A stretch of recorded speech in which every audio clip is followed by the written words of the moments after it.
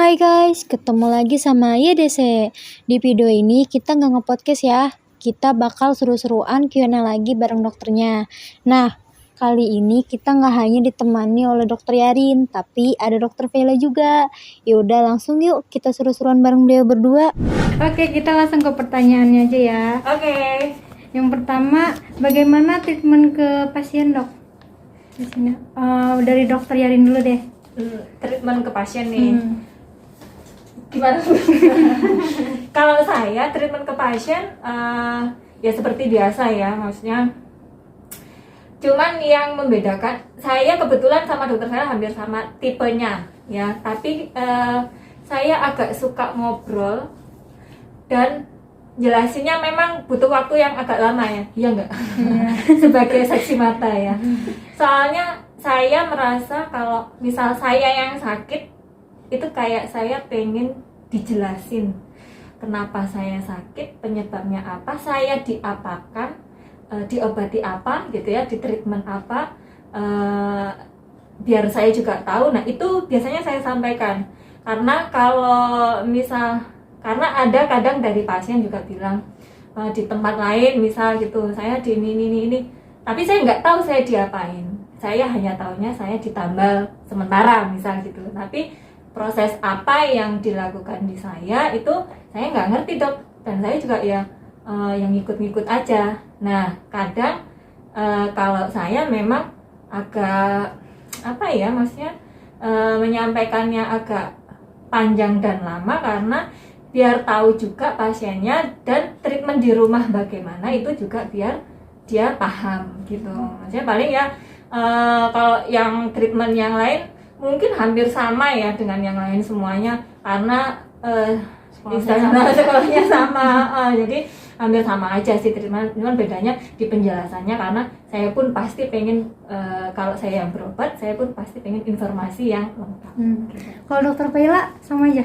Kayaknya sih secara garis besar sama ya. Ya pokoknya yang pertama kita dengerin dulu nih keluhan pasien itu sebenarnya apa, karena biasanya pasien datang itu udah pengen mengutarakan apa yang dia rasakan. Nah dari situ udah curhat dulu semuanya gitu ya. Curhat dulu kenapa giginya sakitnya gimana. Nah dari situ kita mulai menggali informasi-informasi dari pasien gimana, disembari melihat langsung dari keadaan klinisnya pasien. Setelah itu sama seperti dokter Yadi, memang kita sangat perlu menjelaskan apa yang terjadi, bagaimana perawatannya, jalannya, berapa kali harus datang, seperti itu, sampai ke biayanya pun berapa. Jadi secara nggak langsung pasien juga sudah ada istilahnya kayak setuju dan tidak setuju gitu ya dok ya, dari situ. Jadi pasien tahu apa sih resikonya dari tindakan yang nanti dilakuin, terus manfaatnya juga apa gitu, seperti itu sejauh. Dan kita ini ya, maksudnya kalau mungkin ada yang miss dari kami, kita sangat mempersilahkan pasien misal ada pertanyaan apapun, pengen dijelaskan apa, itu boleh disampaikan gitu, maksudnya biar komunikasi kita itu dua arah ya, nggak hanya kita tidak tapi pasien nggak tahu gitu. Nanti di belakang pas ada sesuatu ya jangan sampai ya, maksudnya jangan sampai kok saya ternyata begini, nah ada komplain di belakang. Jadi di awal pasti kita sudah menjelaskan semuanya. Oke. Kalau dari dokter Faila lebih banyak nanganin kasus apa tuh dok? Apa ya? Kayaknya sih dia spesialis perawatan saraf. Enggak, belum spesialis. Cuma memang hampir banyak sebenarnya banyak pasien itu datang dalam keadaan mengeluh giginya sudah berlubang dan sakit. Ya udah, berarti perawatannya paling nggak beberapa pilihan dilihat dari klinisnya, akhirnya merujuknya ke perawatan saraf ya dok ya, sama paling cabut gigi ya, cabut gigi dewasa. Jagal ya bu ya, tukang jaga. Kalau dokter Yarin gimana? Saya lebih banyaknya ini ya, berkutat dengan karang gigi ya. Jadi banyaknya karang gigi sama persistensi memang yang anak-anak. Behel gimana dok, behel? Behel ya ada gitu ya, tapi yang banyak kasus akhir-akhir ini yang banyak memang karang gigi sama persistensi. Itu ya sebenarnya juga saya pengen nanti lah kita bahas lebih lanjut ya, karena ternyata kenapa banyak karang gigi itu masih pengetahuan tentang pembersihannya, mungkin sikat gigi sudah gitu, tapi apakah sudah tepat atau belum, nah itu ternyata masih perlu kita sampaikan lagi ya. Nah, kan banyak banget nih dok sekarang iklan di medsos-medsos tentang cairan pembersih karang. Gimana menurut dokter? Gimana dok? Kalau secara ilmiah kayaknya nggak mungkin ya dok ya. Maksudnya karang gigi itu kan dia tuh materialnya solid ya, keras, dan pakai sikat gigi aja nggak bisa lepas, apalagi cuma dikumurin pakai obat kumur gitu ya. Itu kan kayaknya bentuknya obat kumur gitu ya. Ini kayaknya nggak akan Itu juga langsung lepas ya. Promosinya agak berlebihan. Saya kebetulan saya pengguna TikTok ya untuk klinik ini, karena itu nggak tahu kenapa dia, mungkin karena dental gitu ya, jadi keluar itu sering sekali, dan saya baca itu kan di komen-komennya, entah itu strategi pemasaran atau bagaimana ya, karang gigi langsung rontok apa segala macam. Kalau misal bahan itu bisa merontokkan karang gigi, berarti itu berbahaya sekali untuk jaringan di lainnya. Bagi untuk gusinya. Nah, kalau karang gigi aja rontok, gusinya apalagi gitu ya. Jadi kalau karang gigi itu satu-satunya pembersihannya adalah dengan scaling atau dengan alat yang kita bilang ultrasonic scaler ya.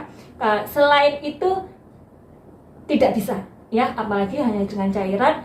Jangan dicoba-coba kalau memang belum jelas maksudnya kegunaannya apa segala macam. Jangan terpengaruh promo iklan, bener. Takutnya itu semakin merusak jaringan di rongga mulut kita gitu. Saya malah kemarin ada nih pasien giginya berlubang sakit, saya sudah merujukkan untuk perawatan saluran akar. Nah, karena waktunya belum dapat nih, terus saya bilang, dok kalau saya beli yang di di toko yang itu online gitu, itu ada jualan tambal gigi dok. Kan saya tambah bingung ya, itu kayak apa? Tambal giginya seperti apa gitu ya. Nah, dimohon dengan sangat, maksudnya kalau memang urusan gigi lebih baik konsultasi dulu. Kalau misalnya memang ada info-info yang seperti itu, boleh nanya dulu ya, jangan langsung. Takutnya kalau apalagi kalau sudah kena saraf ya dok ya, kalau misalnya terus ditutup dengan bahan yang kita nggak tahu nih, ngelemnya pakai apa juga kita nggak tahu ya kan, itu ditakutkan infeksinya semakin menyebar, semakin berbahaya gitu ya. Jadi sekali lagi pesan juga ya, jangan terlalu mudah untuk tergoda apa ini tergoda promosi gitu. Oke dok, yang terakhir, dokter pernah nggak sih sakit gigi? Sering ya. Dokter sendiri Dari zaman kecil. Enggak, ini maksudnya motivasi menjadi dokter gigi salah satunya karena waktu kecil itu sering banget sakit gigi dan bolak-balik ke dokter gigi. Akhirnya kalau gede ntar mau jadi dokter gigi gitu. Tapi ternyata salah. Enggak sih. Tapi alhamdulillah kesampaian. Kalau saya masuk dokter gigi karena kecemplung. Enggak, kalau saya pernah, bahkan kita ini kadang ya saling merawat satu sama lain. Tambal dong gitu, gantian, nanti saya nambah dokter saya nambah saya. Tapi kalau misal sakit gigi sampai sakit, jujur sih ya pernah sampai bengkak gitu ya, nggak pernah ya. Enggak kalau sampai gitu, cuman kondisi hamil kadang mempengaruhi ya, hormon segala macam. Kalau perawatan ya kita saling membantu. Atau kalau saya juga pernah sendiri juga ya, misal kalau tapi nggak untuk ditiru ya. Iya. Hanya dilakukan oleh profesional nggak sih? Sebenarnya nggak disarankan, tetap harus. Maksudnya dokter gigi juga perlu lah untuk tetap merawat dan menjaga kesehatan gigi dan tapi bukan berarti kita nggak menjaga ya, kita sudah menjaga. Yang dijaga aja masih kecolongan gitu ya, apalagi kalau tidak dijaga ya. Nah itu, jadi untuk yang lain pesannya adalah